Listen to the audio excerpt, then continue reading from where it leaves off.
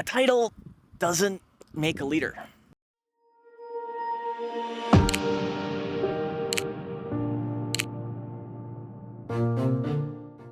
So one of the things that has come up recently in a TSL group chat, we've been talking about authority and leadership. You get a technician that's in a shop, and say the GM and the service manager agree that the current selection of techs need a leader in the shops. Okay, awesome. That's really good news. That's really awesome that they see the need to have a shop foreman. Great, awesome, spectacular, right? The challenge is, more often than not, unfortunately, just like service managers, they tend to go with the technician who's producing the most. Hey, they must be great producers, so there must be great leaders. Well, unfortunately, that same technician who's been producing a lot and taking care of himself and his family has no idea how to lead. None, zero, zilch, nada. No clue. They have an idea, perhaps, of what a good leader is, but no real idea what an actual leader does. Now, there is thousands and thousands and thousands of books out there on leadership and how to lead teams of people, but they generally speak to the office folk, the white-collar folk. They have no real concept of what the shop floor looks like, feels like, smells like.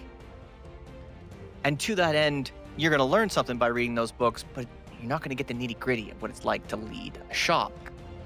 However, some of the things they do get right, I want to educate you on a little bit, so that maybe you can read a few less books and get to leading successfully a little bit faster. So first and foremost, this GM and service managers say, okay, this technician is going to be our shop foreman. Well, that foreman, day one, has no idea what to do with themselves, because they need to understand what leading means. Well, the general manager and the service manager need to empower them to lead. What I mean by that is give them the authority and the autonomy to actually make change. What do I mean by actually make change? Well, that means allowing them to be part of the onboarding process, allowing them to be part of the offboarding process, meaning firing, allowing them to see a need and take care of that need without someone going, you can't do that without my say-so. The challenge is, without that authority and autonomy, that's not really a shop foreman or a shop leader. That is simply a pawn for the GM or the service manager to feel good about themselves. Because unfortunately, those shop foremen who don't have the power, the authority and the autonomy and the power to do those things, it's a waste of your time. You're going to kill that shop foreman's morale. You're going to kill the shop morale, because you're going to have technicians going to them. It's like, I need this, and I need this fixed, and I need that. And it's like, I'm going to go ask the service manager. I'm going to go ask the general manager. I'm going to go ask. I'm going to go ask. I'm going to go ask. That's time. And you are literally bleeding the trust out of any leadership of that individual. If you're a shop foreman who's recently promoted by the service manager or general manager, and you haven't been given the authority and the autonomy, what do? You need to start influencing decisions. How do you do that? Well, you start making a list of all the things all of your techs in your shop need.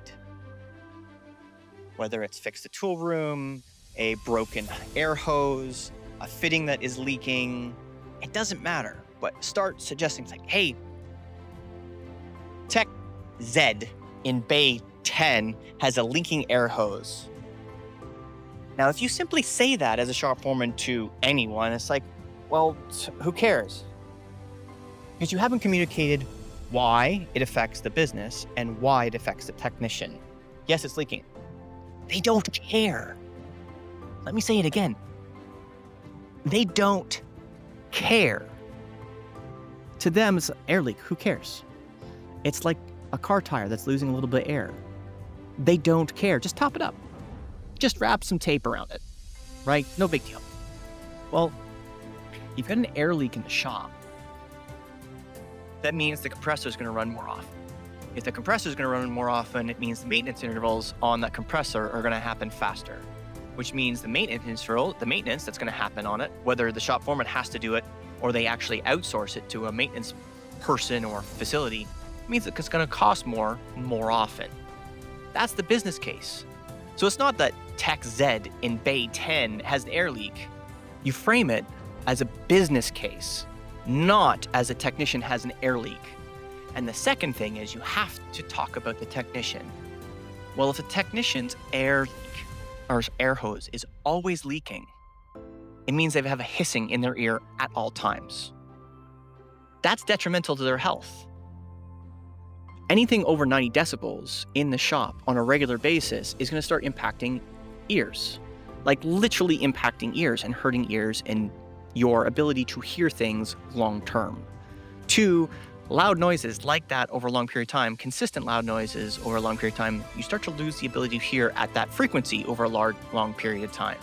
So you're actually physically hurting the technician by not fixing air leaks.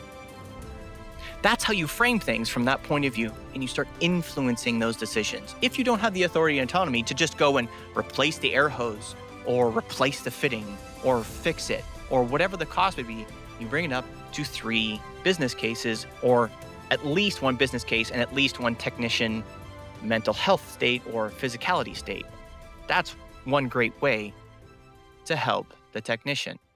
2, if you don't have the authority and autonomy to make those things, the next thing you have to do is start really understanding the business. And what I mean by that is start learning what the P&L does, or rather what it represents in terms of the general manager and the service manager. Because that P&L for the service department and parts department affects their paycheck. Most of those individuals get paid a bonus based on gross. And the thing that hurts gross is expense. That's what hurts them the most, because that gross percentage, they get paid off of that. You might not, maybe you do, but they most definitely get a bonus based on that expensive stuff. So if you don't understand how the things that you want to change or buy or replace or add affects their paycheck, if you don't understand that and how much it affects them, it's very difficult to communicate to them needs and then get those needs taken care of. So understand the P&L. That way, when you communicate the last things I just suggested, now you know how it affects them financially.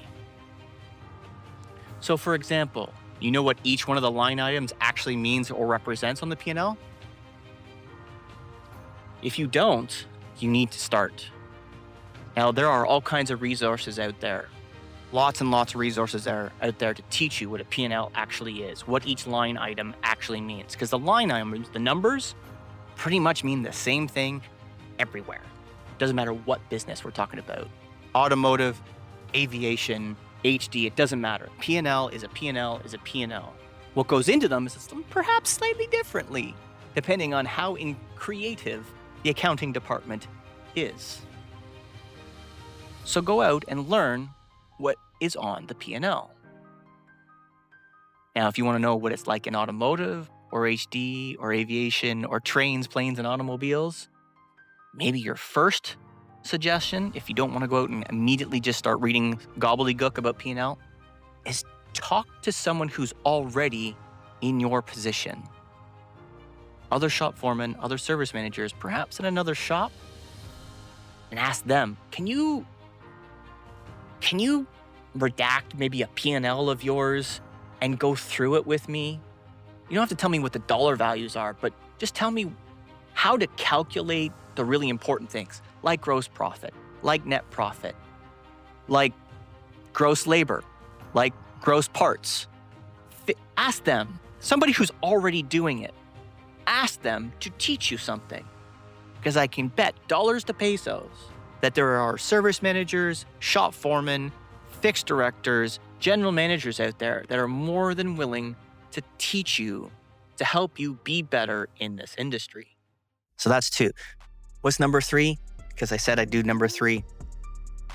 If this general manager and service manager have said you're going to be the next shop foreman, but you're not going to have the authority and autonomy to just snap your fingers and get things done, you need to start learning how to lead people. Again, there is lots and lots and lots of books out there to learn how to lead people, how to be better as a leader. The third thing, probably the most important thing, is talk. Talk a lot and listen a lot. Those techs that you spent maybe a year, 2 years, 5 years with as a peer, start having different kinds of conversations with them. Ask them, what do they need to be more successful every day?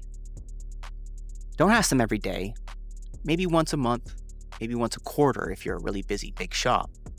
But ask them, what's the one thing that I can do in the next 90 days that's going to make you happier, healthier, more productive in this shop? What can I do to make your life easier? Now, I know the immediate response is everybody's going to say pay. Everybody's going to say pay. Pay me more hours. Give me more gravy. No, not that stuff. That's bullshit stuff. You know it. You help a technician be more productive week over week. That's way more beneficial than $1 an hour or $2 an hour. Give me a break. The technicians out there that are changing shops here, there, and everywhere for an extra $1, give me a break.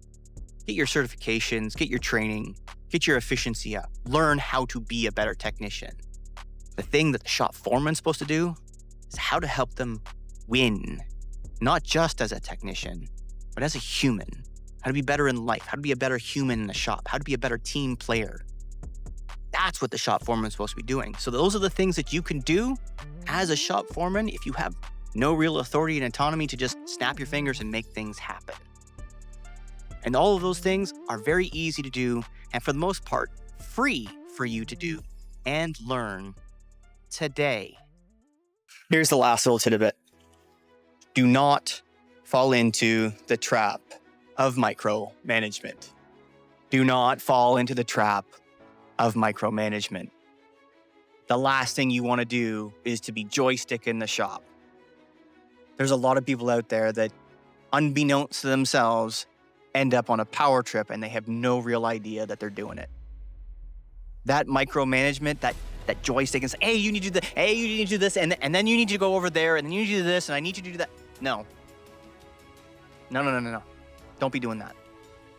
Again, whether you have authority and autonomy or not, your job is to help influence decisions, both from leadership and from technicians.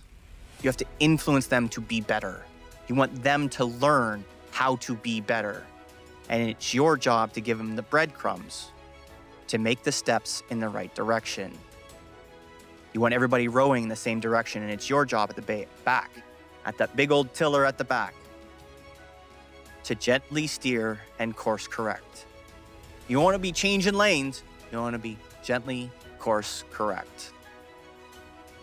So there's 4 things that you can do as a newly appointed, newly promoted service manager or shop foreman to help lead a shop after never leading a shop before and having little to no authority and autonomy given to you by your GM or service manager.